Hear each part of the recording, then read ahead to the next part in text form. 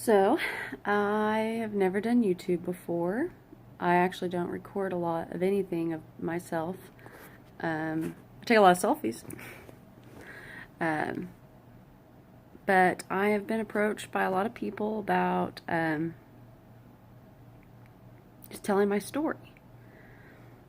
And everyone has a story. Everyone has hardships they've overcome.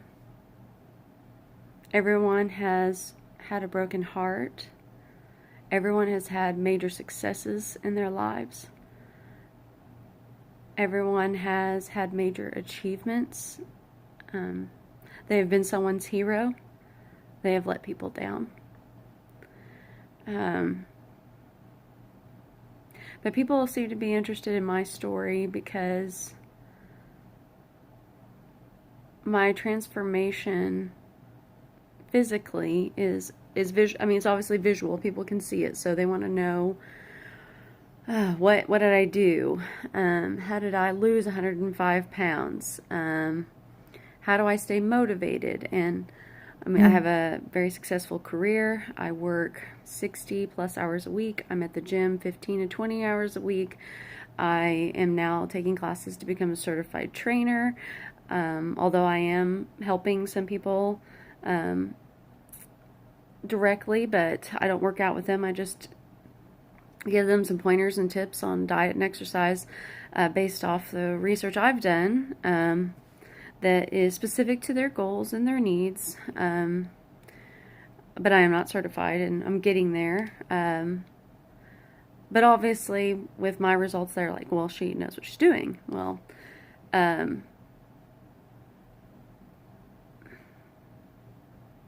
so anyways, my story, I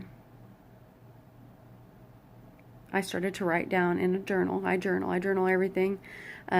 Mostly I journal things that frustrate me when I'm sad or angry or upset about something, because I am not scared of confrontation. So because I don't fear confrontation, verbal confrontation, I tend to just say whatever I want to say in that moment. And words are extremely powerful. The Bible is very clear about that. From our mouths, we can create so much good, but we can also create so much disaster in people's lives.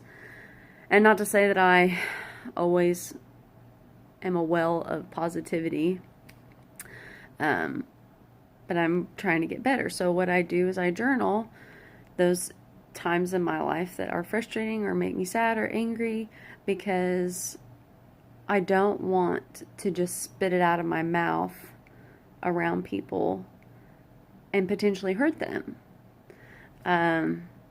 So this journal is very different for me, and it's just kind of a chronology of my life and how I got to where I was 265 pounds, unhappy, went through 2 marriages, felt like a total loser. I couldn't get my life together, but I started out just, it seemed so well. I had a lot to look forward to. I had a lot that I was going to accomplish. Everyone saw Shauna Underwood as a waymaker, a person who shakes things, a person who, affects people for the positive in her life everywhere she goes. But I got to a point where I stopped loving myself, and I stopped loving God. When I stopped loving God, I stopped loving myself, and it was just a downward spiral. Once again, I had 265 pounds. I had been through 2 marriages. I was not where I should be financially. I was drowning in debt. I wasn't going to church regularly. I never did drugs ever. Never anything that appealed to me. So I've never had that struggle. I can never understand it. I did drink some, and I would have bouts of where I would drink way too much and I would drown out my sorrows like a lot of people did. Gratefully, I never became an alcoholic. I don't have an addictive personality, and I understand that that is something that's very real and that people struggle with, much like depression or any other mental illness. So I will never downplay that, but I did drink from time to time with friends and just sought out healing through worldly things. I would drink. I would go out with just about any guy who was willing to date me or take me on a date. And the guys I dated were not Christian men, or if they were broken men who were not committed. I mean, they believed, but they were not committed to living a lifestyle that is devoted to Christ. And I pray those men that I met along the way are finding the same place that I am in now. This is the beginning. This is the prologue, I guess. Is that what it is or introduction in books to my story.